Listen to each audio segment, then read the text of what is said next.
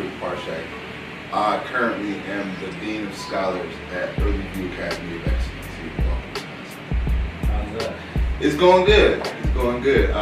Early View is a school that my grandfather founded about 20 years ago. Started in the basement of this church, and then expanded next door. Now the old budget theater. Y'all probably weren't even alive. I heard about it. I heard my mom used to talk about it. Yeah. The old budget theater on 76 in Good Hope. So we've been out there about 10 years now. So it's been an interesting experience. This is my first year as dean there. 99% of our students are probably first generation. So they bring different challenges to school. Some of them, may have not eaten, but they're students. But it's something I enjoy, man. I love it. I do. It's stressful at times. Graduated my undergrad in 2002, and then I stayed for grad school. Finished up my graduate degree in 2004. I stayed as a faculty staff member through about 2008. So I got to see the whole pipeline from undergrad student to grad student to faculty member. But I loved it. I thought to this day it's the best decision I think I made going to Whitewater. And some of the things that I was involved in undergrad, BSU president. My sophomore year, I was in the Minority Business Teacher Prep Program. Let's see what else. Obviously got intramurals.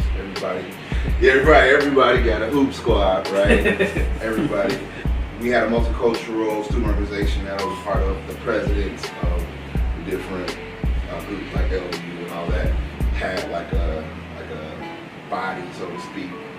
I was in NABA for a hot second before I changed my major. I was an accounting major initially, and then I changed to finance. Oh, SUFAC. I was on the SUFAC board. That was cool being the representative on the SUFAC board, so seeing how all those funds get distributed and that whole appeal process, the whole process, that was very eye-opening to see the politics behind all of that. As a grad student, faculty member, I served as the BSU advisor for a few years.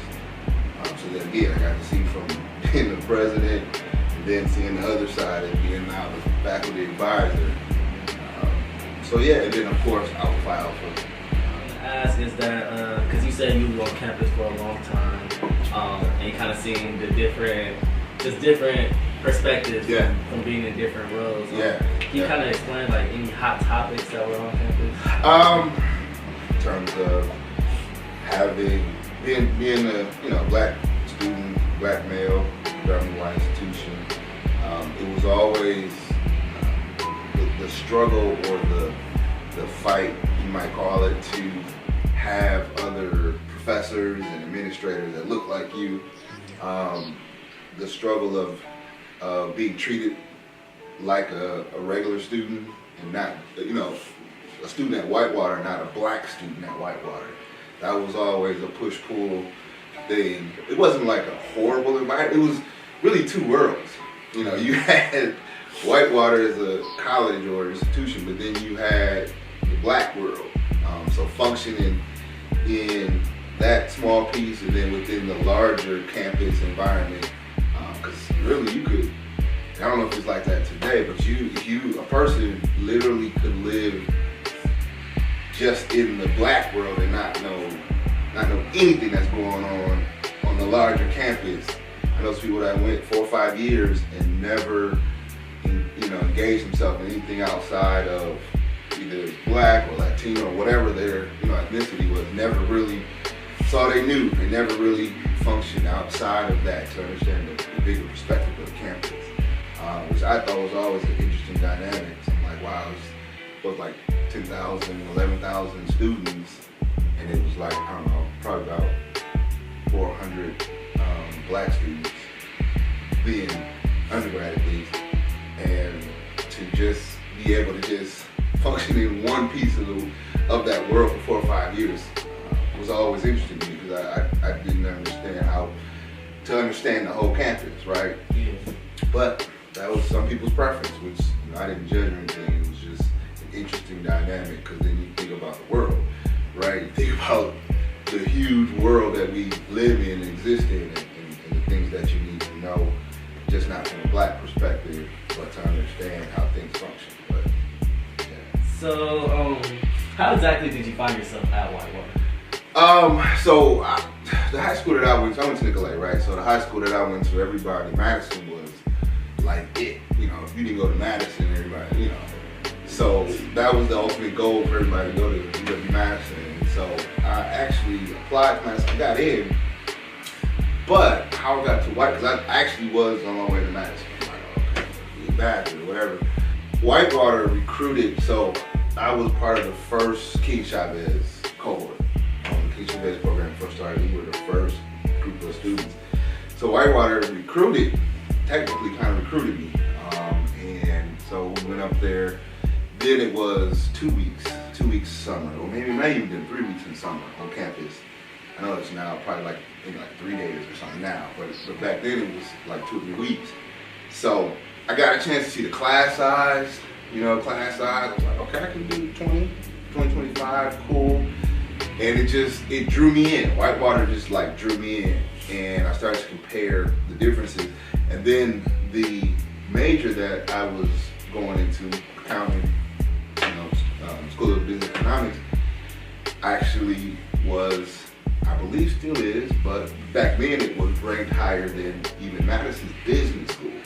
So I'm like, okay, small campus, I like the family environment, I like the support here, and then the major that I was getting into, the program was ranked higher. So I said, you know what, this is where I want to come. This is where I want to be. It felt like home, away from home, right? I looked at Madison, I'm like, do I really want to be, a class of 300, each class is huge class. Do I really may not necessarily be able to formulate a relationship with my professors? Do I really just want to be another face, basically, in this huge crowd? I said, nah, that's not me. It's not me. So I made the decision to come back to Whitewater that fall.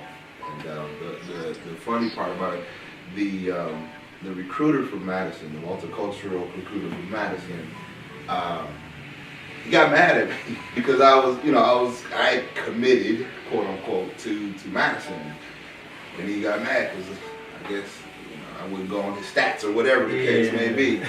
So he got upset at me. I saw him, and it's funny because he was a Q, and some years later, especially when I crossed Alfred and I saw him again, we had a very funny, interesting conversation. Can you describe how was the African American atmosphere in your days? Yeah, like I said, it was two different worlds, but they obviously lived together. There wasn't a lot of racial tension, so to speak. Let me walk that back. Actually, I mean, we had situations that occurred in my 4 or 5 years undergrad that definitely brought back racial tension to the front foremost. But it wasn't, as far as I'm concerned, my experience, it wasn't something that I, felt negative every day or anything like that. You felt it when things happened. You felt it when you looked around and you didn't see hardly any professors or administrators that looked like you. So we got along. The campus. Different groups got along, multicultural groups got along, supported each other, Latinos and African Americans, Native Americans, Southeast Asians, stuff like that. We all supported each other, even though we had our own worlds that we lived in, but we supported each other, especially when something went down. We all got together and supported each other. One of the things that happened that really brought, I guess, race to the forefront was we had the talent show, the talent show, the homecoming talent show. That year, the theme was commercials, right? That was the thing, commercials.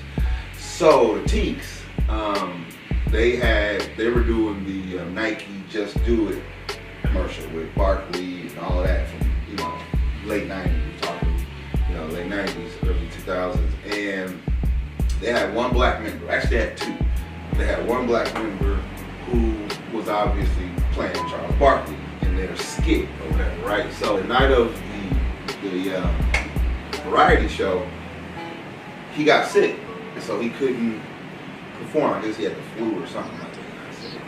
So yes, they painted up one of their other members, with the brown on his face to do the Barkley piece. And so we're all backstage, we're backstage, and back then you had all of the different organizations that waiting to go on backstage.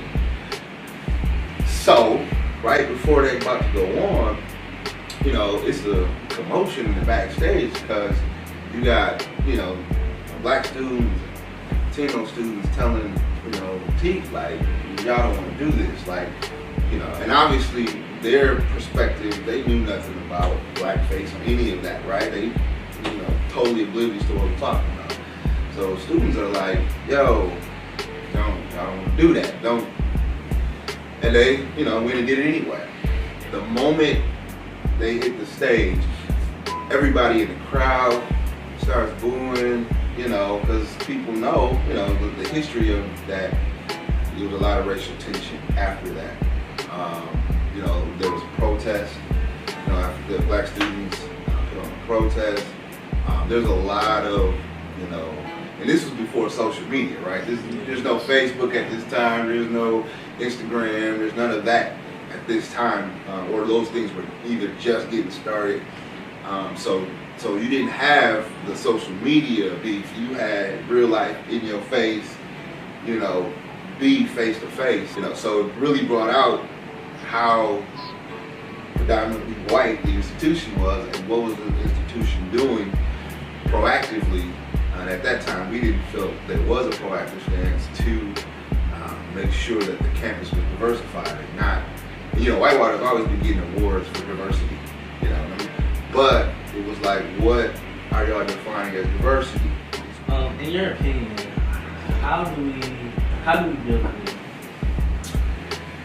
I think that's concept is so challenging. I think because there's not one universal thought process of what community unit is. I think it's about helping each other. When I was in school, my friends, we all made each other accountable to each other, right? So that means, we would go out and do what we do, have fun, whatever, hang out, play Madden all night, or whatever the case may be. But, if somebody had a test, or we had a test the next day, and, we would make sure everybody was up. We'd call each other. Somebody wasn't, we literally go to their dorm room, come on, nah, we got an exam. If somebody wasn't studying or somebody got a bad grade or something, you'd be on them. And it seems like today people are way too sensitive to accept criticism or constructive criticism, where it's looked at, man, why are you tripping? Where we looked at it as, you're right, I'm tripping. I'm not doing what I'm supposed to be doing as far as trying to get education. So we didn't react to each other. We embraced it in one another versus, man, get out my business. No, it was, what? But look, I appreciate you keeping me in line because, I was partying a little bit too hard or whatever. You know what? I did skip class 3 times last week. You know what? My bad. Let's get together. Let's go to the library together. So we held each other accountable. And I think that's part of building a community is holding each other accountable, good and the bad. You know what I mean? And not to get oversensitive when someone points out, hey man, you tricky, you not doing what you're doing, or you slipping, or you messed up. And not taking it personal, but understanding where it's coming from. Well, for you, also just tearing down communities and kind of talking about that, what's something that you believe the black community should be talking about? Yeah, man, it's so many different perspectives and things that can go in that question. One, I think because there's so many different quote unquote options. What I mean by that is back in the day, right? mostly, not all, but most black people, because they were going through the same struggles, all kind of bonded together because they're going through, whether it was Jim Crow or racism or slavery and all those things, right? So they all bonded together for a common purpose to overcome oppression or whatever. Now with all these different avenues, you got black Republicans, black Democrats, black independents.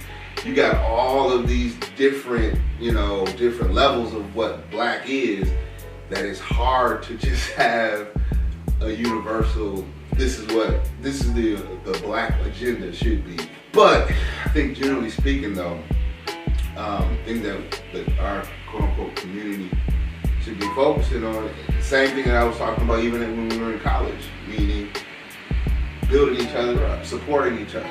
And then not being afraid to sit down and have a conversation and agree to disagree, right? Have different perspectives, but try and find a common goal or common, shared space of some kind, compromise to be able to push forward. I mean, you look at Milwaukee, right, as an example, one of the poorest, most segregated cities in America amongst major metropolitan cities. And you just look at, how Milwaukee started, or when, African Americans came here, and now, again, it's so many different levels of, you got, black folks everywhere, out in the suburbs to the hood. So it's like, how do you bring all that spectrum of different thought processes together to try and, you got, some folks that be like, I'm good. Like, hey, y'all on your own with that one. Me and my family, we good. Y'all figure that out. Or I had to struggle now. Hey, I had to figure it out, so you had to figure it out. So you got all these different perspectives, man. I think it's challenging, but at the same time, I think it's about people being able to have these dialogues, look at the greater good. Because I know some rich black people who their economics, their perspectives, or whatever would benefit them if they voted amongst like Republican or conservative thought process, taxes, and all of that.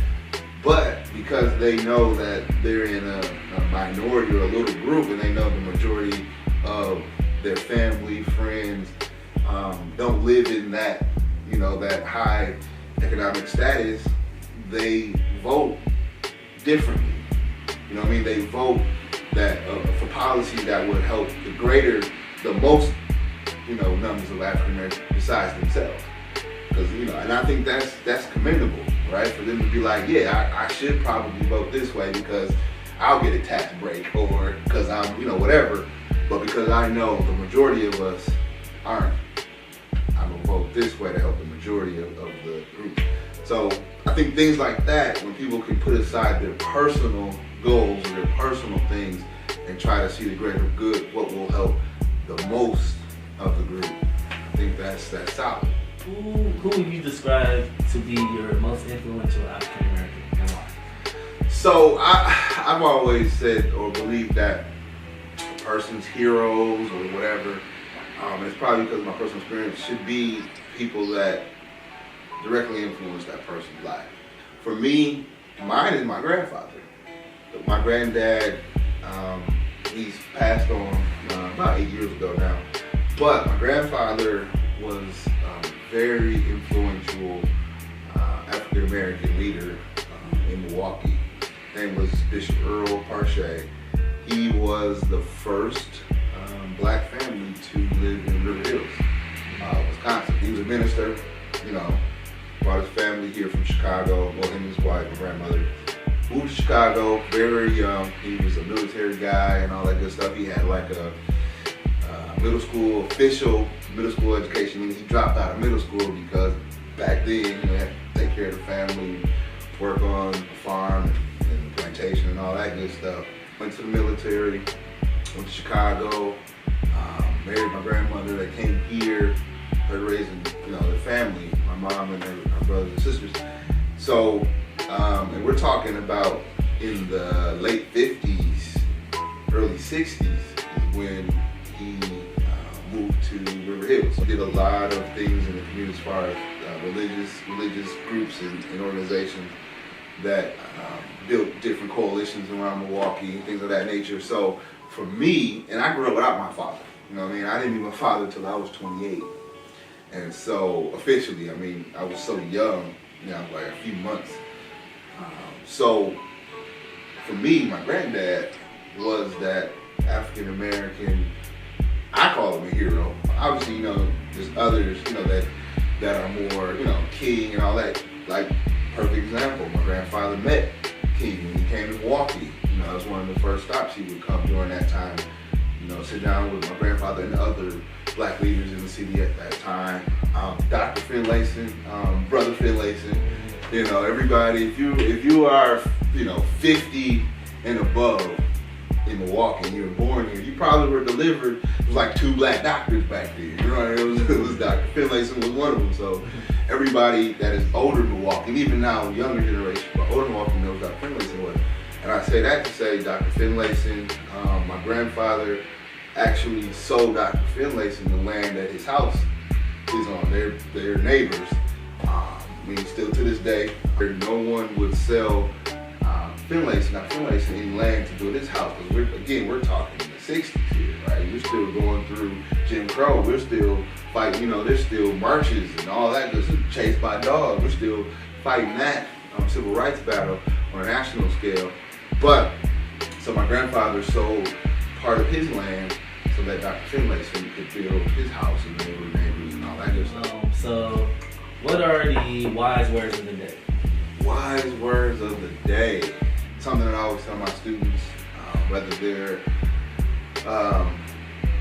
high school, middle school, college, doesn't even matter. I always start by saying, first of all, you gotta know yourself. And, you know, obviously I'm not making that up. That's you know, everybody knows that expression, but I think it's really crucial for, especially during college, when you are on your own for the first time, you know, you got all this newfound freedom to do what you want to do when you want to do it.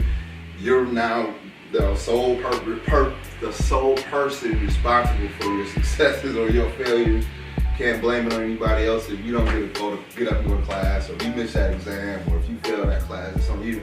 So it's that transition period in life where you really get to know yourself. And I tell students, you know, it's important for you to not to compare yourself to anybody else.